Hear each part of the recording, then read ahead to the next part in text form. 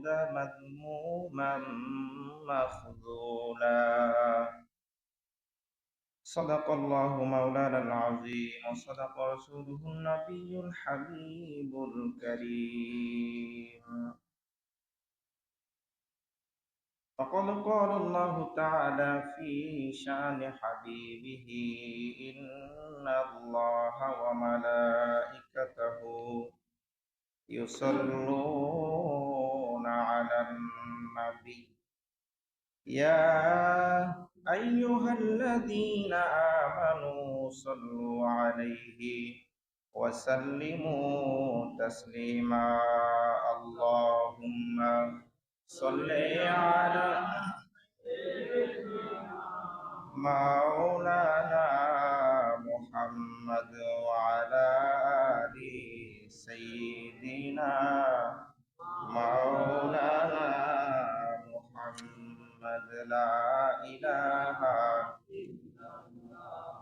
لا إله إلا الله. لا إله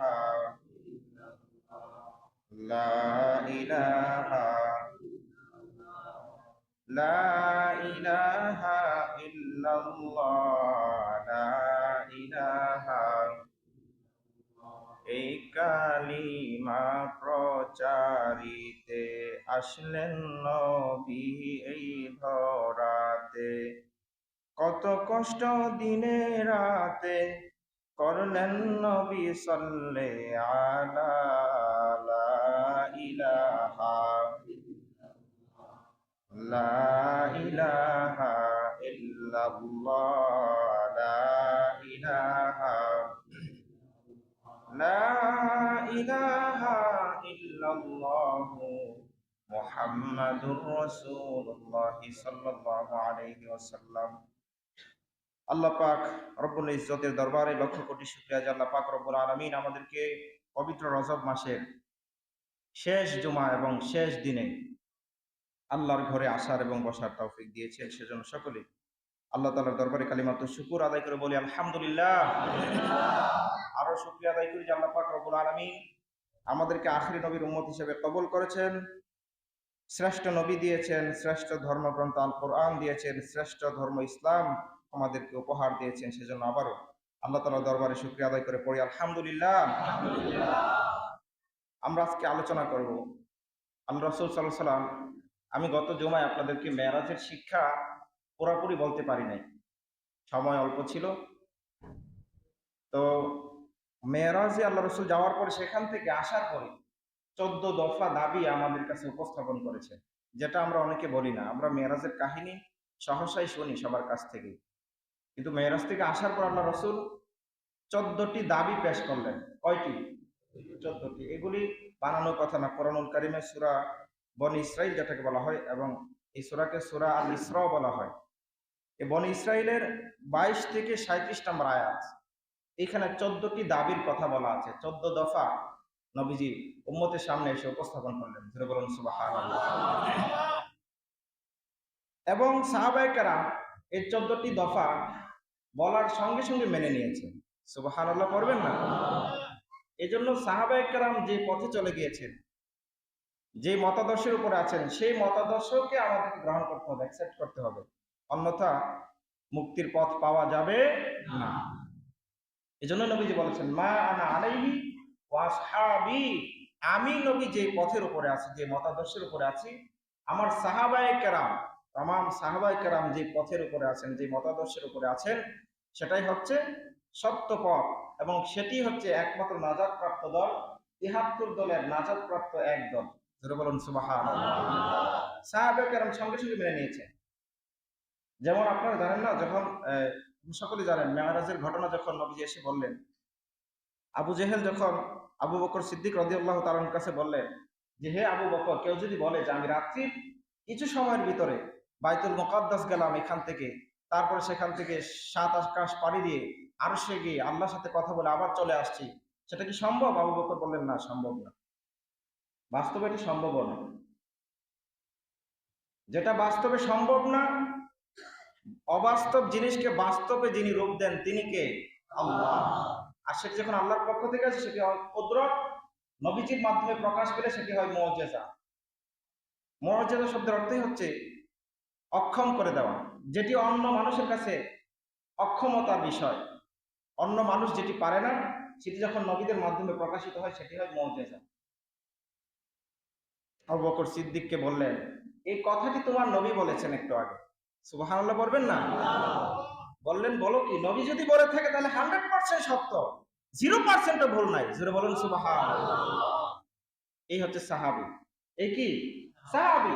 এই জন্য সাহাবীদের মতো ইসলামকে গ্রহণ করতে হবে নির্দ্বিধায়, কোনো ধরনের প্রশ্ন ছাড়া, উইদাউট কোয়েশ্চন, একদম এনি কোয়েশ্চন, কোনো ধরনের প্রশ্ন ছাড়া আপনাকে মেনে নিতে হবে। যদি অ্যাকসেপ্ট করতে পারেন তাহলে আপনি পরিপূর্ণ মুসলমান। জোরে বলেন সুবহানাল্লাহ। আল্লাহ রাসূল এসে প্রথম দাবি যেটা উপস্থাপন করলেন, সবাই খেয়াল করুন, আমি খুতবাতে আয়াতে কারিমা তেলাওয়াত করেছি। আল্লাহ তাআলা বলতেছেন, লা তাজআল মা'আল্লাহি ইলাহান আখার ফাতাকউদা মাযমুমান মাখযুলা। আল্লাহ তাআলা বললেন, লা তাজআল মা'আল্লাহি ইলাহা, তোমরা আল্লাহর সাথে অন্য কাউকে ইলাহ সাব্যস্ত করো না। ইলাহ কয়জন? ইলাহ একমাত্র আল্লাহ তাআলা। ইলাহ শব্দের অর্থ হচ্ছে উপাস্য, যার উপাসনা করা হয়, যার ইবাদত করা হয়, তাকে ইলাহ বলা হয়। ইলাহ একমাত্র আল্লাহ তাআলা। এখানে শুধু এক জায়গায় না, এই যে আল্লাহর সাথে শরীক সাব্যস্ত স্থাপন করো না, এইরকম বাণী অসংখ্য জায়গায় আল্লাহ তাআলা বলেছেন। ওয়ালা তুশরিক, আল্লাহ তাআলা বলেন যে ওয়াবুদুল্লাহ ওয়ালা তুশরিকু বিহি শাইআ, তোমরা আল্লাহর ইবাদত করো কিন্তু আল্লাহর সাথে কাউকে শরীক করো না। আল্লাহ তাআলা সেই কথাটি এখানে বলেন, নবীজি উপস্থাপন করলেন উম্মতের কাছে, এসে বললেন, লা তাজআল মা'আল্লাহি ইলাহান আখার, তোমরা আল্লাহর সাথে অন্য কোনো ইলাহ সাব্যস্ত করো না। ফাতাকউদা, তাহলে বসে যাবে, মাযমুমান মাখযুলা, লাঞ্ছিত এবং নিন্দিত হয়ে তোমরা বসে যাবে। তাহলে তোমাদের কোনো ইজ্জত থাকবে না যদি আল্লাহর সাথে অন্য কাউকে সাব্যস্ত করো, অন্য কারো ইবাদত করো। আমরা অনেক সময় মসজিদে ইবাদত করি না, মসজিদে আল্লাহকে সিজদা দেয় না, সিজদা দিয়ে ফেলে অন্য জায়গায় দিই। যেখানে সিজদা দেওয়ার কথা না সেখানে গিয়ে আমরা সিজদা দেই। সিজদার লায়েক, সিজদার মালিক একমাত্র কে? আল্লাহ। এজন্য আল্লাহ তাআলা বলেছেন যে আমি সব গুনাহ ক্ষমা করে দিব, কিন্তু শিরিক আমি ক্ষমা করব না। কেন ক্ষমা করবেন না? আল্লাহ তাআলা বলেন যে বান্দাকে আমি এত নাফরমানি করে, এত গুনাহ করে, তারপর আমি তাকে তিন বেলা, বা যে যত বেলা নাস্তা করে, যে যত বেলা খাবার খায়, আহার গ্রহণ করে, তত বেলা আমি তার খাবারের ব্যবস্থা করি ফেরেশতার মাধ্যমে। আমি তাকে উপাস রাখি না, না খেয়ে থাকবে আমার বান্দা, আমার সেটা সহ্য হয় না। কিন্তু আমার বান্দা যখন শিরিক করে, আমি এত কিছু দেওয়ার পরে, এত নিয়ামত, এত নাজ নিয়ামত আমার বান্দাকে দেওয়ার পরে যখন আমার বান্দা আমার সাথে শরিক করে, আমি আল্লাহ তাআলা বরদাস্ত করি না। এই জন্য সব গুনাহ আমি আল্লাহ তাআলা চাইলে ক্ষমা করে দিতে পারি, কিন্তু শিরিক আমি ক্ষমা করি না। সুতরাং শিরিক করা যাবে? সবাই বলেন, করা যাবে? শিরিক থেকে পবিত্র থাকতে হবে, মুক্ত থাকতে হবে। এই জন্য একমাত্র ইবাদত করতে হবে আল্লাহ তাআলা, আর কারো ইবাদত করা যাবে না। এটাই তো আমরা প্রত্যেকদিন সূরা ফাতিহার মধ্যে পড়তেছি, ইয়্যাকা না'বুদু ওয়া ইয়্যাকা নাস্তাঈন, আমরা একমাত্র তোমারই ইবাদত করি এবং তোমার কাছেই সাহায্য চাই। এই কথাটা বাস্তবেও মিলাতে হবে। ইবাদত একমাত্র আল্লাহ তাআলারই করতে হবে, অন্য কারো ইবাদত করা যাবে না। আর সাহায্য, আপনি বান্দার কাছেও সাহায্য চাওয়া যায়। আমি হয়তো আপনাদেরকে আগেও বলেছি, সাহায্য মানুষের কাছে মানুষ চায় না সাহায্য, যে ভাই আমার টাকা প্রয়োজন, টাকা দাও, এটা একটা সাহায্য। কিন্তু প্রকৃতপক্ষে যদি আপনি আল্লাহর কাছে সাহায্য চান, টাকা আপনার কাছে চলে আসবে, যদি সেটা আপনি মনে প্রাণে 100% যদি বিশ্বাস করতে পারেন। এরকম অহরহ ওয়াকিয়া হাদিসের মধ্যে আসছে। যদি একমাত্র শুধু আল্লাহর উপর ভরসা করতে পারে, আল্লাহ তাআলাই ব্যবস্থা করে দিবেন, আপনি চাইতে হবে না, আপনার কাছে চলে আসবে। সুবহানাল্লাহ বলবেন না? সুবহানাল্লাহ। এইজন্য আল্লাহ তাআলা কোরআন কারিমে বলেছেন, ওয়া আলাল্লাহি ফালইয়াতাওয়াক্কালিল মুমিনুন, মুমিন তো সেই প্রকৃত মুমিন যে আল্লাহ তাআলার উপর ভরসা করে এবং আল্লাহর উপর তাওয়াক্কুল করে। যারা বলুন সুবহানাল্লাহ। এই হচ্ছে প্রথম দাবি। 2 নাম্বার দাবি আল্লাহ তাআলা নবীকে দিয়ে পাঠালেন, নবীজি উপস্থাপন করলেন উম্মতের কাছে, ওয়াকাদা রাব্বুকা আল্লা তা'বুদু ইল্লা ইয়্যাহু ওয়া বিল ওয়ালিদাইনি ইহসানা। ইম্মা ইয়াবলুগান্না ইনদাকাল কিবারা আহাদুহুমা আও কিলাহুমা ফালা তাকুল লাহুমা উফফিন ওয়ালা তানহারহুমা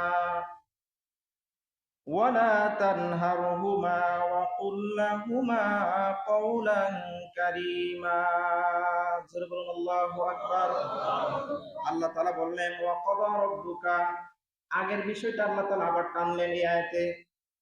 আমি আল্লাহ তাআলা ফরজ করে দিয়েছি আল্লাহ তা'বুদু ইল্লা ইয়াহু, আল্লাহ পাক রব্বুল আলামিনের ইবাদত ছাড়া আর কারো ইবাদত করতে পারবে না। আগের বিষয়টা আবার এখানে উপস্থাপন করলেন, তার মানে এটার গুরুত্ব আরো বেশি, তাকিদ করলেন।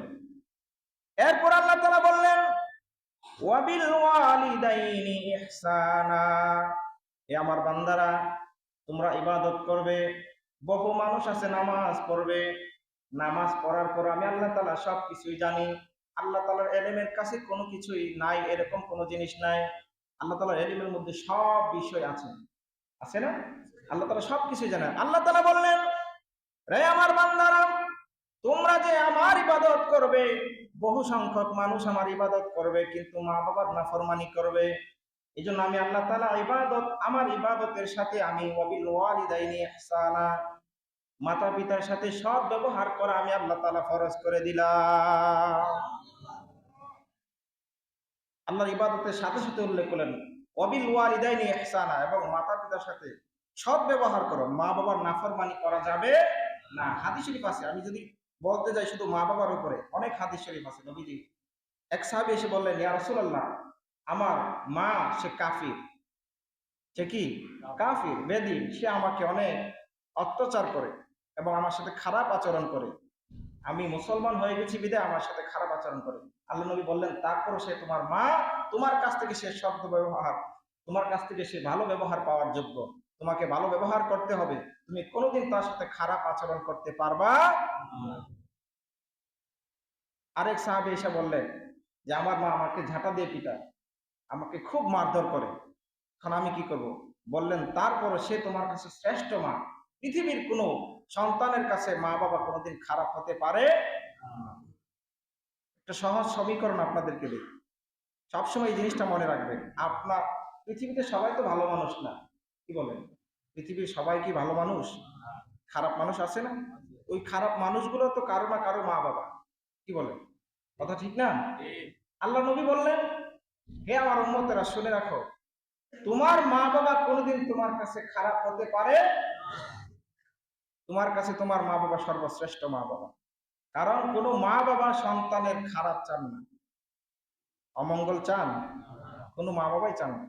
মা বাবা অন্যদের সাথে যাই আচরণ করেন, কিন্তু সন্তানের ক্ষেত্রে সব মা বাবাই সন্তানের ভালো চান, সন্তানের কিভাবে ভালো হবে, সন্তানের কোন জিনিসটা মঙ্গল হবে সেটাই মা বাবা চান। এই জন্য মা বাবার সাথে কোনো সন্তান অবাধ্য হবে, মা বাবার সাথে খারাপ আচরণ করবে, এটা আল্লাহ তাআলা বরদাস্ত করেন না, নবীজি বরদাস্ত করেন। নবীজি হাদিস শরীফ বলেছেন হুমা জান্নাতুকা ওয়া নারু, তোমার মা বাবা তোমার জন্য জান্নাত, তোমার মা বাবা তোমার জন্য জাহান্নাম। অর্থাৎ মা বাবাকে খুশি করতে পারলে, সন্তুষ্ট করতে পারলে জান্নাত, মা বাবা যদি অসন্তুষ্ট থাকে, তোমার উপর অখুশি থাকে, নারাজ থাকে, তাহলে তোমার জন্য জাহান্নাম। যেটা বলুন নাউজুবিল্লাহ।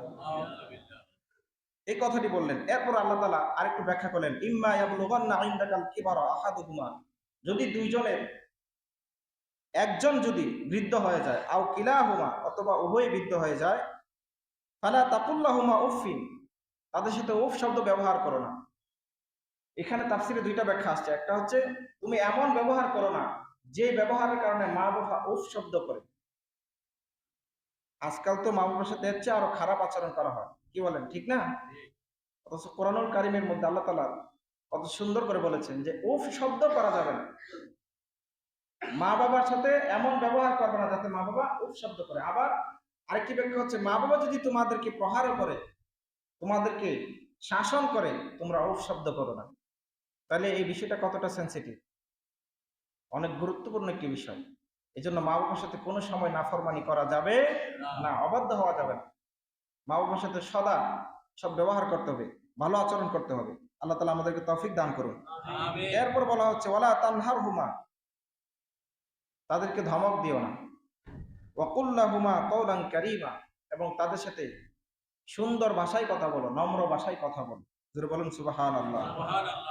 এরপর আল্লাহ তাআলা বলেন ওয়াখফিদ লাহুমা জানাহা যুল্লি মিনার রাহমা, তাদের প্রতি দয়া পরবেশ হয়ে তোমরা তোমাদের করুণা ডানা বিছিয়ে দাও, মানে তাদের জন্য সদা সর্বদা তাদের অনুগত হয়ে যাও, তাদের কথা মতো চলো এবং তাদের সাথে ভালো ব্যবহার করো। অকুল অকুর রব্বির হামহুমা কামা রব্বায়ানি সগীরা, আল্লাহ তাআলা একটি দোয়া শিখিয়ে দিয়েছেন, তোমরা সর্বদা এই কথা বলবে, রব্বির হামহুমা, হে আল্লাহ তুমি এই দুইজনের প্রতি রহম করো।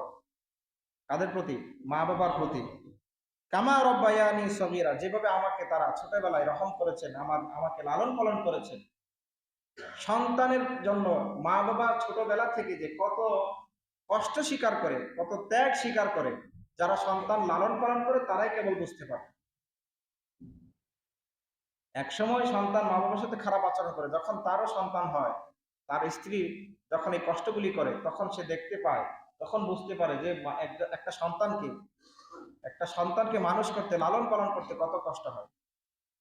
এই জন্য এই সন্তান সব সময় মা বাবার প্রতি সৎ ব্যবহার করবে, খারাপ আচরণ করবে না। আমরা সকলে বড় পীর আব্দুল কাদের জিলানীর ঘটনা শুনেছি, যে 40টা স্বর্ণ মুদ্রা নিয়ে তিনি যখন পড়ালেখা করতে যান বাগদাদে, তখন ডাকাত দলেরও তাকে আক্রমণ করেছিল। এই ঘটনা আমরা সকলে জানি না? এখান থেকে আমি একটা পয়েন্ট আউট করতে চাই, সেটি হচ্ছে ওনার মা ওনাকে বলে দিয়েছিলেন যে বাবা, যত বিপদই তোমার উপর আসো, যত বালা মুসিবত আসো, তুমি কোনোদিন মিথ্যা কথা বলবে না। কি বলবে না? মিথ্যা কথা বলবে না। তো যখন ডাকাতের আক্রমণ করলো, 3 স্থানে মিথ্যা কথা বলা জায়েজ আছে যুদ্ধের ময়দানে। ওইখানে ডাকাত দলের যখন আক্রমণ করে, এটা একটা যুদ্ধের মতো অবস্থা, এখানে বাঁচার জন্য আপনাকে কৌশল অবলম্বন করা জায়েজ আছে। তো ডাকাত দলের শেষমেশ ওনার কাছ থেকে স্বর্ণমুদ্রা পাওয়ার পরে বলতেছে, তুমি ছোট বাচ্চা, আমরা তো তোমাকে জিজ্ঞেস করি না, তুমি নিজে থেকে বের করে দিলা, সত্য কথা বললা, কারণ কি? বলতেছে যে ডাকাত দলেরা বললো যে তুমি তো এই অবস্থায় কৌশল অবলম্বন করতে পারতে, না করতে পারতে। বলতেছে 3 স্থানে মিথ্যা কথা বলা জায়েজ আছে, কিন্তু কোন স্থানে মা বাবার নাফরমানি করা জায়েজ নাই। কথা মনে আপনারা বোঝেন নাই? বুঝতে জোরে সুবহানাল্লাহ বলতেন যে 3 স্থানে মিথ্যা কথা বলা জায়েজ আছে, কিন্তু কোন স্থানে মা বাবার সাথে নাফরমানি করা জায়েজ না।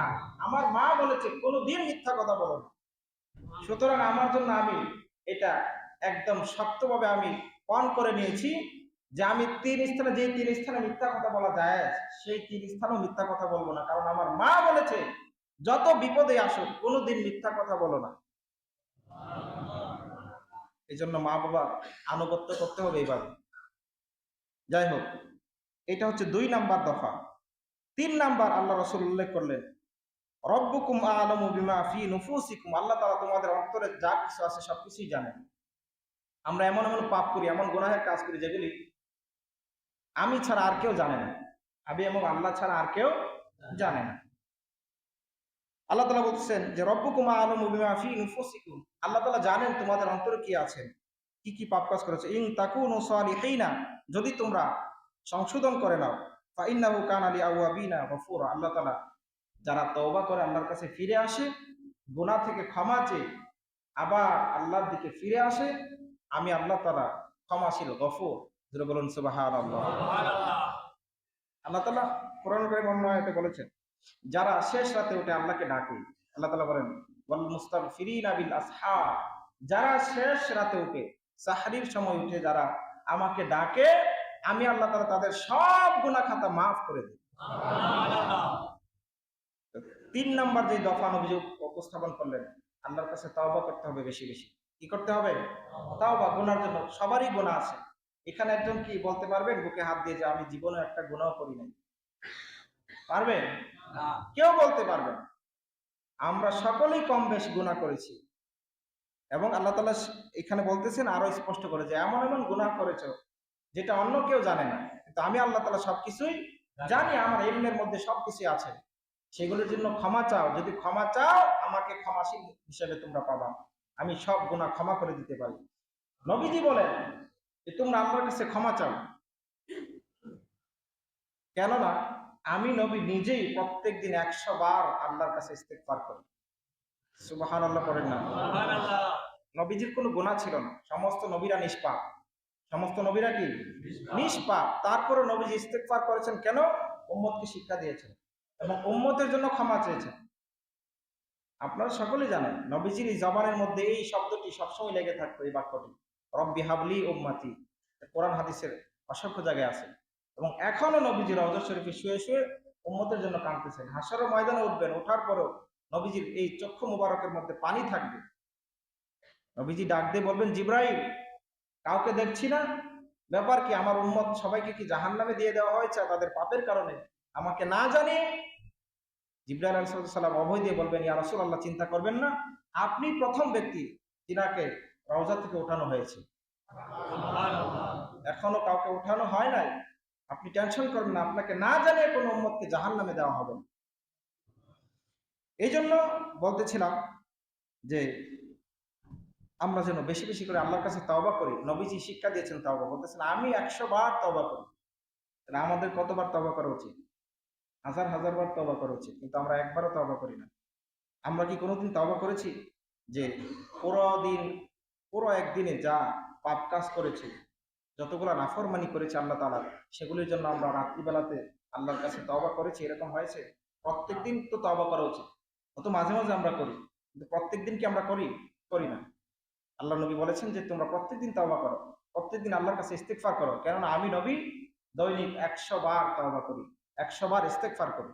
সুবহানাল্লাহ। এটা হচ্ছে 3 নাম্বার দাবি। 4 নাম্বার দফা আল্লাহ রাসূল উল্লেখ করলেন কোরআনুল কারীমের মধ্যে আসছে সূরা বনী ইসরাঈলের মধ্যে, ওয়াতিদাল কুরবা হাক্কাহু, তোমার যে নিকট আত্মীয় রয়েছে তাদেরকে তো তাদের হক দিয়ে দাও। ওয়াল মিসকিনা ওয়া ইবনাস সাবিল, এবং মিসকিনদেরকে, যারা নিঃস্ব আছে তাদেরকে তাদের হক দিয়ে দাও। ওয়া ইবনাস সাবিল, যারা মুসাফির আছে তাদেরকে হক দিয়ে দাও। আত্মীয় স্বজনের হক আছে, আত্মীয় স্বজনের হক আছে না? কি বলেন? আমরা তো অনেকেই আত্মীয় স্বজনের হক আরো মেরে দিই। কি বলেন? আপনি যদি কারো হক মেরে দেন, এই যে একটু আগে বললাম যে তাও এই শিরিক ছাড়া আল্লাহ তাআলা সব গুনাহ ক্ষমা করে দিবেন। এই যে বান্দার হকটা, সেটা শিরিক থেকেও মারাত্মক। সেটা কিরকম? শিরিক করে ফেলেছেন, আপনি যদি আবার আল্লাহর কাছে তওবা করেন যে আমি শিরিক করেছি, আমি মুশরিকদের অন্তর্ভুক্ত হয়ে গেছি, আমি আর জীবনে শিরিক করবো না, আমি পিছনের সব গুনাহ থেকে ক্ষমা প্রার্থনা করলাম, আল্লাহ তাআলা মাফ করে দিবেন। তওবা করলে মাফ করে দিবেন, কিন্তু সামনে আর করা যাবে না। বারবার করলাম, বারবার তওবা করলাম, বিষয়টা এমন না। যা করেছি সেগুলো আর করব না। শিরিক যদি করে থাকেন, এটার জন্য তাওবা করে ফিরে আসেন, আল্লাহ তাআলা ক্ষমা করে দিবেন। কিন্তু বান্দার হক মেরে দিয়েছেন, 1 টাকা কি 1 পয়সা মেরে দিয়েছেন, মনে করেন 1 পয়সা, সেটার জন্য যদি আপনি কিয়ামত পর্যন্ত তাওবা করেন, মাফ হবে? কখন মাফ হবে? যিনি এই হক পাবেন তিনি যখন ক্ষমা করবেন, তখন আপনাকে ক্ষমা করা হবে। বহু নামাজি, বহু জান্নাতি আটকে যাবে। আল্লাহ তাআলা ডিক্লারেশন করবেন যে তুমি তো নামাজি ছিলা, মুসল্লি ছিলা, 5 ওয়াক্ত মুসল্লি, হজ করেছো 5 বার, মাশাআল্লাহ তোমার আমল অনেক সুন্দর, যাও তুমি জান্নাতি। জান্নাতে যখন বান্দা যাওয়ার জন্য রেডি হবে, কয়েক কদম সামনে দেওয়ার পরে সামনে দিয়ে একজন লোক এসে দাঁড়াবে, বলবেন, হে আল্লাহর বান্দা, তুমি তো জান্নাতি, কিন্তু আমার হকটা দিয়ে যাও। কিসের হক? বলবে যে তুমি যে বাসে সাওয়ার হয়েছিলা, বাসে ওঠার পরে তুমি ওই যে হেল্পার আছে না বাসে, তাদের সাথে তুমি তর্ক বিতর্ক করে 10 টাকার জায়গায় 5 টাকা ভাড়া দিয়েছো, 1 টাকা মেরে দিয়েছো, 2 টাকা মেরে দিয়েছো, এগুলা হক দিয়ে যাও। আপনি এই হকগুলা না দিয়ে সামনে এগোতে পারবেন না। বর্তমানে এমন হয়, যে হক পায় তাকে আমরা এমন ব্যবহার করি, মনে হয় যে সে আমাদের কাছে ভিক্ষা চায়। বিষয়টা এমন, আসলে বিষয়টা এমন না। যে হক পায়, আপনার উচিত তাকে সুন্দর করে তার হক বুঝিয়ে দেওয়া। আর যদি কিছু সময় লাগে, আপনি তার কাছে নম্র সুরে কথা বলবেন, কারণ আপনি তার কাছে ধরা, সে আপনার কাছে ধরা না। কি বলেন, ঠিক না? এই জন্য এগুলোর বিষয়ে সচেতন থাকতে হবে। বান্দার হকের বিষয়ে সর্বোচ্চ সচেতন আপনাকে থাকতে হবে। খুবই সেন্সিটিভ বিষয় এটা। এই জন্য বলা হচ্ছে যে আত্মীয় স্বজনের হক দিয়ে দাও। অল মিসকিন, নিঃস্ব মানুষের হক দিয়ে দাও। বলতে পারেন, নিঃস্ব মানুষকে আপনার কাছে হক পায়? হ্যাঁ, তারা আপনার কাছে হক পায়, সদকা পায়। আল্লাহ রাসূল হাদিস শরীফে বলেছেন, সহিহ হাদিসে, যে হে আমার বান্দারা, আল্লাহ তাআলা তোমাদের রিজিকের ভিতরে যারা নিঃস্ব আছে, গরিব মানুষ আছে, তাদের হক দিয়ে দিয়েছে, এবং তাদের কারণে আল্লাহ তাআলা তোমাদের উপর রহমত নাজিল করেন, তোমাদের রিজিক বাড়িয়ে দেন, যেন তোমরা এখান থেকে তাদেরকে দিতে পারো। এই জন্য তো ইসলামের মধ্যে জাকাত প্রথা, জাকাতের যে সিস্টেম, এটা ফরজ করে দেওয়া হয়েছে। এবং শুধু ফরজ না, ইসলামের 5টি ভিত্তির মধ্যে একটি ভিত্তি জাকাত। জাকাত কারা দিবে? যারা সামর্থ্যবান, আর যারা গরিব তারাই সেই জাকাতগুলি গ্রহণ করবে। সদকা দিবেন, আপনার এই মালের উপরে গরিবদের হক রয়েছে, গরিবদের একটা অংশ রয়েছে। এই জন্য আপনার যা ইনকাম আছে, আপনার যা সঞ্চয় আছে, সেগুলো সব আপনার না, এখানে গরিবের হক আছে, ও সেই গরিবের হকগুলি দিয়ে দাও। এরপর বললেন ওয়াবনা সাবিল, মুসাফিরকে তার হক দিয়ে দাও। মুসাফিরও আপনার, কোনো মুসাফির যদি সে অসহায় হয়, সফরে এসে যদি বিপদে পড়ে যায়, তাকে সাহায্য করতে হবে, সেটা তার হক। শুধু তাই না, এই মুসাফিরের জন্য আল্লাহ তাআলা নামাজ পর্যন্ত অর্ধেক করে দিয়েছেন, অসর করে দিয়েছেন, দেন নাই? এই জন্য আর মুসাফিরকে বলা হচ্ছে হাদিস শরীফের মধ্যে আল মুসাফির মুস্তাজাবুদ দাওয়া, মুসাফিরের দোয়া আল্লাহ তাআলা কবুল করে ফেলেন বিনা পর্দায়। জোরে বলুন সুবহানাল্লাহ। এই জন্য মুসাফিরের হক দিয়ে দিতে হবে, মুসাফিরের সাথে ভালো আচরণ করতে হবে। এরপর আল্লাহ নবী যে দাবিটি উল্লেখ করলেন, ওয়ালা তুবাযজির তাবযীরা, তোমরা অপচয় করো না। কি করো না? অপচয় করো না। আমরা অপচয় করি না? প্রয়োজনের অতিরিক্ত যে বিষয়গুলো আপনি ব্যবহার করবেন, যে কাজগুলি করবেন, যেগুলি প্রয়োজন নাই, অপ্রয়োজনীয় বিষয়গুলি যখন আপনি অবতারণা করবেন, সেগুলি অপচয় হবে। আমরা কিন্তু এইভাবে অনেক অপচয় করি। আমরা আমাদের অনেক খাবার কিন্তু ফেলে দিই, কিন্তু গরিবরা খেতে পায় না 3 বেলা। এরকম হয় না? অপচয় করা যাবে না। ইন্নাল মুবাযযিরিনা কানু ইখওয়ানাশ শায়াতিন, আল্লাহ তাআলা বলতেছেন নিশ্চয়ই যারা অপচয়কারী তারা হচ্ছে শয়তানের ভাই। নাউযুবিল্লাহ পড়েন। সুতরাং শয়তানের ভাই হওয়া যাবে না। ওয়াকানা শাইতানু লিরাব্বিহি কাফুরা, শয়তান তার প্রভুকে অস্বীকার করেছে, এজন্য শয়তানের ভাই হওয়া যাবে যাবে না। এজন্য অপচয় থেকে বেঁচে থাকতে হবে। এরপর আল্লাহ রাসূল উল্লেখ করলেন, কুরআনুল কারীমে সূরা বনী ইসরাঈলের মধ্যে আসতেছে, ওয়া ইম্মা তুরিদান্না আনহুম ইবতিগা রাহমাতিন মির রাব্বিকা তারজুহা ফাকুল লাহুম কওলান মাইসুরা। বিস্তারিত বলার সুযোগ নেই, সময় শেষ হয়ে গেছে। আমি একদম সংক্ষেপে বলছি, কথাগুলি একদম এক কথায় শেষ করে দেব, শুধু অনুবাদ বলে। বলা হচ্ছে যারা হক পায় তাদেরকে যদি তোমরা হক দিতে না পারো, তাহলে তাদের সাথে তোমরা সুন্দর ভাষায় কথা বলো। কি ভাষায়? সুন্দর ভাষায় কথা। দোকান থেকে বাকি নিয়েছেন, বাকি নেওয়ার পরে দোকানদার 4-5 দিন পরে বাকি চাইলো, টাকাটা ফেরত দেওয়ার জন্য চাইলো। চাওয়ার পরে আপনি বলতেছেন যে আগামী এত তারিখে দেব, এত তারিখ আসলো, আবার চাইলো, বলতেছে না কালকে দিয়ে দেব। কালকে চাইলো, এরপরে আপনি বলতেছেন ধমক দিয়ে, তোমার টাকা নিয়ে কি ভেগে যাচ্ছি? এখন বলেন, হক কি সে পায় না আপনার কাছে? এই টাকাটা তো সে পায়। আল্লাহ তাআলা বলতেছেন যে হক পায় তাকে যদি তুমি হক দিতে না পারো, তার সাথে সুন্দর ভাষায় কথা বলো। আর আমাদের ব্যবহার কি? উল্টা। হ্যাঁ, এই জন্য মানুষ এখন বর্তমানে কর্জে হাসানা দিতে চায় না, কারণ দেওয়ার পরে তার পিছনে ঘুরতে ঘুরতে আপনার জুতা ক্ষয় হয়ে যাবে, সে আপনার টাকা দিবে না, বরঞ্চ পরবর্তী এমন ধমক দিবে মনে হবে যেন আপনি তার কাছে ভিক্ষা চাচ্ছেন। কথা বলেন ঠিক না? এই জন্য এগুলি থেকে বেঁচে থাকতে হবে। কোরআনুল কারীমের আইনের দিকে আসে, তাহলে জীবন সুন্দর হয়ে যাবে। এইখানে কোনো ধরনের বেইনসাফি কোনো কথাবার্তা নাই। কোরআনুল কারীমে এমন এমন উপদেশ দেওয়া হয়েছে, এমন বিধান দেওয়া হয়েছে, যে বিধান মানলে সকল ধর্মের মানুষ শান্তিতে থাকতে পারবে, কোনো ধরনের অশান্তি থাকবে না। যেটা বলুন সুবহানাল্লাহ। বলা হচ্ছে হক দিতে না পারলে তার সাথে নম্র সুরে কথা বলো। তোমার তো মাফ চাওয়া উচিত, ভাই দিতে পারি নাই, আমাকে ক্ষমা করো, আমি দিয়ে দেব, সুন্দরভাবে বলতে হবে। এরপর আল্লাহ রাসূল বলেন, ওয়ালা তাজআল ইয়াদাকা মাগলুলাতান ইলা উনুকিকা ওয়ালা তাবসুতহা কুল্লাল বাসতি ফাতাকুদা মালুমান মাহসুরা। আল্লাহ তাআলা বলতেছেন যে তোমার হাতকে গুটিয়ে রেখো না, তোমার এই কাঁধের সাথে বেঁধে রেখো না। এখানে একটা সায়েন্টিফিক থিওরি আছে। আল্লাহ তাআলার উদ্দেশ্য না এখানে সায়েন্সের কোনো থিওরি দেওয়া, কিন্তু এখানে চলে আসছে। সেটা কিরকম দেখেন, আগের যুগে হাত ভাঙলে কিরকম চিকিৎসা হতো সেটা আমরা জানি না, কিন্তু বর্তমানে হাত যদি ভেঙে যায়, দেখবেন হাতের মধ্যে প্লাস্টার করে দিয়ে সেটা গলার সাথে ঝুলিয়ে দেয়। কি বলেন? আল্লাহ তাআলা সেটি উল্লেখ করলেন, সেটা 1500 বছর আগের কথা। সুবহানাল্লাহ বলবেন না? বললেন যে তোমার হাতকে গলার সাথে বেঁধে রেখো না। হাত যখন ভেঙে যায়, গলার সাথে যখন ঝুলিয়ে রাখে, সেই হাত কি সক্রিয় থাকে না নিষ্ক্রিয়? অকেজো, সেটা দিয়ে কোনো কাজ করা যায় না। বলতেছে তোমার হাতটা এইভাবে নিষ্ক্রিয় করে রেখো না, মানে হাত গুটিয়ে রেখো না, হাত দিয়ে তুমি দান করো আল্লাহর রাস্তায়, বেশি বেশি করে সদকা করো। জুড়ে বলুন সুবহানাল্লাহ। আবার অনেকে আছে সামর্থ্য নাই কিন্তু এর চেয়ে বেশি দান করে ফেলে, ঋণ করে অনেকে দান করে, এরকম হয়। আমার চোখের দেখা কিস্তি তুলে সে মসজিদের মধ্যে ওই যে টয়লেট করে দিছে। কিস্তি তোলা কি ভালো না খারাপ? এটা সুদ না? কি বলেন, এর মধ্যে সুদ আছে। কিস্তি তুলে সে মসজিদে এই ওয়াশরুম করে দিছে 4 লক্ষ 5 লক্ষ টাকা খরচ করে। বলা হচ্ছে ওলা তাবসুথা, এবং এমন ভাবে প্রসারিত করো না হাত, কুল্লাল বাস্তি, এমন ভাবে প্রসারিত করো না যেই প্রসারণের কারণে পাতা কওদা মালুম মাহসুরা, তোমাকে ঘরে বসে যেতে হবে। তার মানে দুইটা বিষয় আল্লাহ তাআলা উল্লেখ করেছেন। দেখেন আল্লাহ তাআলার বাচনভঙ্গি কত সুন্দর, আল্লাহ তাআলার বিধান কত সুন্দর। সুবহানাল্লাহ বলবেন না? আল্লাহ তাআলা বলতেছেন হাতকে গুটিয়ে রেখো না, গলার সাথে ঝুলিয়ে রেখো না, আবার বেশি প্রসারিত করো না যাতে তোমাকে ঘরে বসে যেতে হয়। তোমার যতটুকু সামর্থ্য আছে, ঠিক আছে। আল্লাহ তাআলা অন্য জায়গায় বলেছেন কুলিল আফু, তুমি কি দান করবে আল্লাহর রাস্তায়, যেগুলি তোমার এই ব্যবহারের পরে তোমার যেগুলি প্রয়োজনের অতিরিক্ত যখন থাকবে সেখান থেকে দান করো, সেগুলি সঞ্চয় করে রেখো না। আল্লাহ তাআলা আমাদেরকে তৌফিক দান করুন। এরপরে আল্লাহ তাআলা এরপরে বলছেন ওয়ালা তাকতুলু আওলাদাকুম খাশিয়াতা ইমলাক, তোমাদের সন্তানদেরকে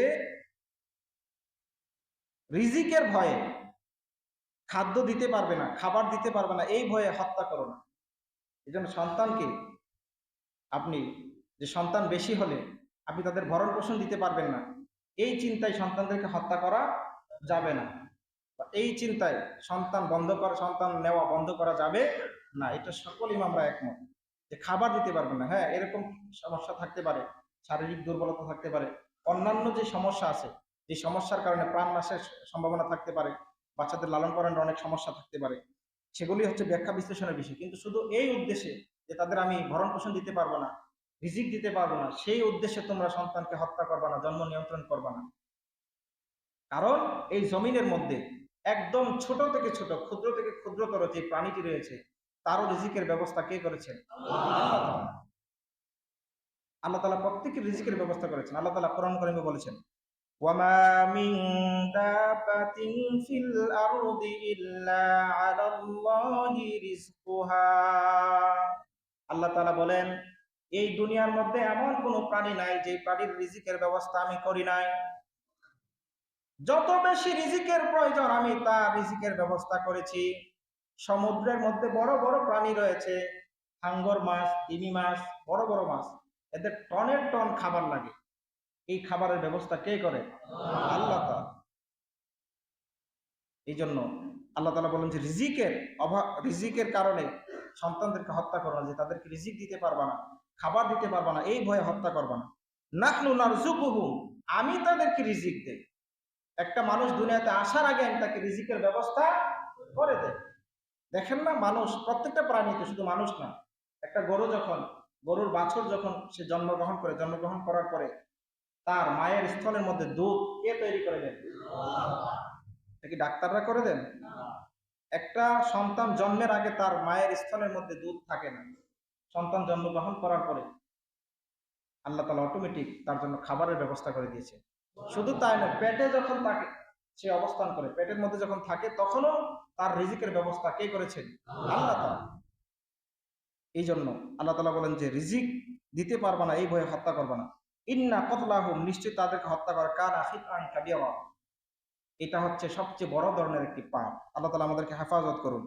এরপরে বলা হচ্ছে ওয়ালা তাকরাবুজ জিনা, তোমরা জিনা করো না। এগুলো হচ্ছে মেরাজের শিক্ষা, নবীজি এসে বললেন। সুতরাং এই দফাগুলি আমাদেরকে মেনে নিতে হবে। আমি আপনাদেরকে আবার বলছি, এখন নেটের যুগ, আপনারা নেটে সার্চ দিলে পাবেন সূরা বনী ইসরাঈল 22 থেকে 37 নম্বর আয়াত। এগুলি আপনারা আবার একটু বাড়ির দিকে পড়ে নেবেন। তাহলে এখানে 14টি দফা বলা আছে, এগুলি মানার চেষ্টা করবেন। এগুলি মেরাজের শিক্ষা। আল্লাহ তাআলা আমাদেরকে মানার তৌফিক দান করুন। ওয়ালা তাকরাবুজ জিনা, তোমরা জিনার নিকটবর্তী হও না। ইন্নাহু কানা ফাহিশা, এটি হচ্ছে অশ্লীল কাজ। ওয়াসা সাবিলা, এটি হচ্ছে মন্দ পথ। এই জন্য জিনা থেকে বেঁচে থাকতে হবে। আমি আপনাদেরকে আগে বলেছি, শুধু একজন পুরুষ একজন মহিলা, একটা ছেলে একটা মেয়ে যখন অবৈধ সম্পর্কে লিপ্ত হয়, শুধু এটাই শুধু জিনা না। জিনা হচ্ছে হাতের জিনা হয়, চোখের জিনা হয়। আপনি চোখ দিয়ে যখন একটা বেগানা নারীর দিকে তাকাইলেন, একজন বেগানা নারী যখন একটা পুরুষের দিকে কুখেয়ালে তাকাইলো, তার এই যে তাকানোটা, এটা হচ্ছে জিনা, চোখের জিনা। যখন হাত দিয়ে সে যখন টাচ করে, সেটা হচ্ছে হাতের জিনা। মুখ দিয়ে যখন স্পর্শ করে সেটা মুখের জিনা, কথা যখন বলে সেটা মুখের জিনা। এই সমস্ত জিনা থেকে বেঁচে থাকতে হবে। আল্লাহ তাআলা আমাদেরকে তৌফিক দান করুন। আরেকটি বড় ধরনের সমস্যা আমাদের মধ্যে বিরাজ করছে, সেটা হচ্ছে পরকীয়া। বর্তমানে বিবাহের পরেও তারা পরকীয়া করে। আল্লাহ রাসূল জাহান্নামে যখন গেলেন মেরাজের মধ্যে, গিয়ে দেখলেন কিছু মানুষের সামনে এখানে ভালো বস্তু রাখা আছে, আবার এই পাশে খারাপ বস্তু যেগুলো পচা, দুর্গন্ধময়। সে মানুষগুলি এতটাই বোকা, সে যে ভালো বস্তুগুলি আছে সেগুলি ভক্ষণ না করে পচা বস্তুগুলি ভক্ষণ করতেছে, আর সেগুলি থেকে দুর্গন্ধ ছড়াচ্ছে, মারাত্মক দুর্গন্ধ দুর্গন্ধ ছড়াচ্ছে, সে সেগুলি খাচ্ছে। আল্লাহ রাসূল বললেন যে, হে জিবরাইল, এরা কারা? এত বড় নাদান, বিবেক নাই, এরা যে ভালো গোস্ত রেখে খারাপ গোস্তগুলি ভক্ষণ করছে, এরা কারা? বলতেছে, এরা আপনার উম্মতের ওইসব লোক যারা ঘরে পবিত্র স্ত্রী রেখে অন্য মহিলার সাথে কথা বলতো, সম্পর্ক রাখতো, নাউজুবিল্লাহ পড়ে। এবং ওই সকল পুরুষ, ওই সকল নারী যারা নিজের স্বামীকে রেখে অন্য পুরুষের সাথে কথা বলতো এবং সম্পর্ক রাখতো। আল্লাহ তাআলা আমাদেরকে এই এই সমস্ত পাপ কাজ থেকে বিরত থাকার তৌফিক দান করুন, সকল বলুন আমিন। এরপর আল্লাহ তাআলা বলেন, ওয়ালা তাকতুলুন নাফসাল্লাতী হারামাল্লাহু ইল্লা বিল হক। আল্লাহ তাআলা মানুষকে হত্যা করা হারাম করে দিয়েছেন। হ্যাঁ, যদি শরীয়তের কোনো বিধিবিধান থাকে, কেসাস যদি থাকে, তাহলে আপনি তার কাছ থেকে কেসাস নিতে পারবেন। হত্যা করা জায়েজ আছে, যদি কেসাসের হুকুম থাকে তাহলে হত্যা করা যায়। একজন মানুষকে আপনি হত্যা করেছেন, তার কাছ থেকে আপনি কেসাস নিতে পারবেন। যে হত্যা করেছে তার কাছ থেকে আপনি কি কেসাস নিতে পারবেন, শরীয়তে হুকুম আছে। তারপর শরীয়তের আরো অনেক বিধান আছে, যে বিধানের কারণে হত্যা ওয়াজিব হয়ে যায়। যেমন যখন কোনো অবিবাহিত কোনো পুরুষ এবং নারী যখন জিনা করে, তখন তারা কি দুনিয়াতে বেঁচে থাকার অধিকার হারিয়ে ফেলে। কারণ তার কারণে দুইটা পরিবার নষ্ট, শুধু দুইটা পরিবার না, তার কাছ থেকে দেখে অনেকে শিখে, সমাজ নষ্ট। এই জন্য যখন অবিবাহিত কোনো নারী পুরুষ যখন জিনা করে, তাহলে 100 বেত্রাঘাত করতে হবে। আর যদি বিবাহিত পুরুষরা করে এবং নারীরা এই পরকীয়া করে, জিনা করে, তাহলে তাদের শাস্তি কি? দুনিয়া থেকে তাদেরকে আউট করে দিতে হবে। তাদের দুনিয়াতে বেঁচে থাকার কোনো অধিকার নাই। ইসলামী আইন যদি এই দেশে থাকতো, অপরাধ একদম 0% হয়ে যেত। সেটা বাস্তব, অবাস্তব না। ওমর রাদিয়াল্লাহু তাআলার সময়ে কাজী এসে বললেন, হে খলিফাতুল মুসলিমিন, আমি আমার দায়িত্বে থাকতে চাই না। কেন? বললেন যে, এতদিন হয়ে গেল আমার কাছে কোনো বিচার আসে না, আমার কাছে বিচার না আসলে আমার এই পদের কি মূল্যায়ন থাকলো? কি বলেন? আমার কাছে কেউ আসে না, তাহলে আমার এই পদের কোনো মূল্যায়ন আছে? নাই। আমি বসে বসে কি করব? আমি দায়িত্ব থেকে ইস্তফা দিতে চাই। এখানে চিন্তা করছেন যে এতদিন হয়ে গেছে, বছরের পর বছর হয়ে যায়, কোনো বিচার তার কাছে যায় না। কেন যায় না? ইসলামী আইন থাকার কারণে। ইসলামী আইন থাকার কারণে পাপ একদম 0% চলে আসছে, যার কারণে বিচার যায় না। সুবহানাল্লাহ করবেন না? তো বলা হচ্ছে কাউকে হত্যা করবে না অন্যায় ভাবে, এমনি ভাবে, সাধারণ ভাবে। আমরা তো একদম নিজের খেয়ালে ইচ্ছা মতো মানুষ হত্যা করে ফেলি, কোনো ধরনের বিচার ছাড়া, নির্বিচারে। মানুষকে হত্যা করা হারাম। তার জান, তার মাল, এগুলা রক্ষা করা ফরজ, এগুলাতে হাত দেওয়া যাবে না। অন্য আয়াতে আসছে যে কেউ যখন কোনো মানুষকে অন্যায়ভাবে হত্যা করে, সেজন্য গোটা জাতিকে হত্যা করে ফেলে। আর কেউ যখন কাউকে বাঁচালো, সেজন্য গোটা জাতিকে বাঁচালো। এই জন্য বাঁচানোর চেষ্টা করবেন, মারার চেষ্টা করবেন না। এখন বর্তমানে এমন অবস্থা হয়ে গেছে, কেউ কাউকে মারলে অন্যরা তামাশা দেখে, বাঁচানোর চেষ্টা করে না। বাঁচাইতে হবে, আপনার জান চলে যাক, কিন্তু আপনার আরেকজন ভাইকে বাঁচানোর চেষ্টা করবেন। আল্লাহ তাআলা আপনাকে উত্তম প্রতিদান দিবেন। আপনি যদি বাঁচাতে গিয়ে হত্যা হন, আপনি শহীদ হয়ে যাবেন, জন্য বাঁচাইবেন। তারপর আরেকটা বিষয় আছে এখানে, যেহেতু মেডিকেল, রক্ত দিবেন। রক্ত প্রতি 4 মাস অন্তর অন্তর আপনার যে রক্ত আছে সেটা নষ্ট হয়ে যায়। প্রতি 4 মাস পর পর কি আবার নতুন রক্ত আপনার দেহে সঞ্চারিত হয়। সুতরাং আপনার মরা রক্তটি দিয়ে আরেকজন ভাই যখন জীবন পায়, আপনি যেন গোটা জাতিকে আপনি জীবন দিলেন। সুবহানাল্লাহ করেন। এটা আমার কথা না, কোরআনুল কারীমের কথা। আল্লাহ তাআলা আমাদেরকে আমল করার তৌফিক দান করুন। এরপর আল্লাহ তাআলা বলেছেন যে এতিমের মাল ভক্ষণ করো না। এরপর আরেকটি কথা আল্লাহ তাআলা বলেছেন যে তোমরা ওজনে কম দিবা না। এরপরের দাবি হচ্ছে তোমাদের ওইসব বিষয়ে তোমাদের অবতারণা করা উচিত নয় যেসব বিষয়ে তোমাদের জ্ঞান নাই। অর্থাৎ আমি যতটুকু জানি ততটুকু বলার চেষ্টা করতে হবে। আমরা অনেক সময় যে বিষয়গুলো জানি না সেগুলো চর্চা করি, এগুলি থেকে বেঁচে থাকতে হবে। বিস্তারিত বলার সময় নেই, তাহলে বিস্তারিত বলতে পারতাম। এরপরে আরেকটি কথা হচ্ছে আল্লাহ পাক রব্বুল আলামিন নবীজিকে দিয়ে আমাদেরকে জানিয়ে দিয়েছেন যে ওয়ালা তামশি ফিল আরদি মারাহা, তোমরা জমিনে দম্ভ ভরে অহংকার করে চলাফেরা করো না। এটি হচ্ছে শেষ দাবি। অহংকার করা যাবে না, অহংকার থেকে মুক্ত থাকতে হবে। অহংকার যারা করবে তারা হাসরের ময়দানে পিপিলিকার নেই উঠবে। নিজেদেরকে বড় মনে করতে অনেক সময় আমরা তো এখন দায়িত্ব পেলে, কোনো ক্ষমতা পেলে নিজেদেরকে বড় মনে করি, মানুষকে মানুষ মনে করি না। দায়িত্ব ক্ষমতা পাওয়ার পরে আপনাকে মনে করতে হবে আমি এখন, আমার পাওয়ার আগের থেকে কমে গেছে, কারণ আমি এখন সেবক, সবার কাছে দায়বদ্ধ। আর আমরা ক্ষমতা পাওয়ার পরে নিজেদেরকে রাজা মহারাজা মনে করি, মানুষকে মানুষ মনে করি না। অহংকার বেড়ে যায়। হামসে বড় কোন হে, আমার চেয়ে বড় কে আছে, আমরা এগুলা বলি না। ক্ষমতা পাওয়ার পরে নিজেদেরকে ঠিক রাখতে হবে। দেখেন না, হযরত ওমর রাদিয়াল্লাহু তাআলা ক্ষমতা পাওয়ার পরে তিনি সারা রাত না ঘুমে রাজ্যের যত প্রজা আছে, যত অধিবাসী আছে তাদের খবর নিতেন। তিনি মনে মনে চিন্তা করতেন, হে আল্লাহ, আমি ক্ষমতায় থাকার সময় যদি কেউ না খেয়ে রাত্রিবেলা ঘুমাতে যায় আর আমি যদি আরামসে ঘুমাই, আমি আল্লাহর কাছে কি জবাব দেব? এই জন্য অহংকার করা যাবে না, অহংকার থেকে বেঁচে থাকতে হবে। অহংকার মুক্ত ইবাদত করবেন। অহংকারীকে আল্লাহ তাআলা পছন্দ করেন না। এবং আল্লাহ তাআলা বলেন যে অহংকার হচ্ছে আমার চাদর, এটি নিয়ে তোমরা টানাটানি করো না। এই জন্য অহংকার থেকে বেঁচে থাকতে হবে। অহংকার করলে হাসরের ময়দানে সে নিজেকে বড় মনে করতো না, হাসরের ময়দানে সে পিপিলিকার মতো উঠবে, সবার কদমের নিচে পড়বে, পায়ের তলায় পরে পিষ্ট হবে, ওই যে অহংকার করার কারণে। নাউজুবিল্লাহ পড়েন। আল্লাহ তাআলা আমাদেরকে এইসব পাপ কাজ থেকে বেঁচে থাকার তৌফিক দান করুন। সকলে বলুন আমিন। ওয়া মা আলাইনা ইল্লাল বালাগ। যারা সুন্নাত পড়েন 4 রাকাত ক্বাবলাল জুমা পড়েন।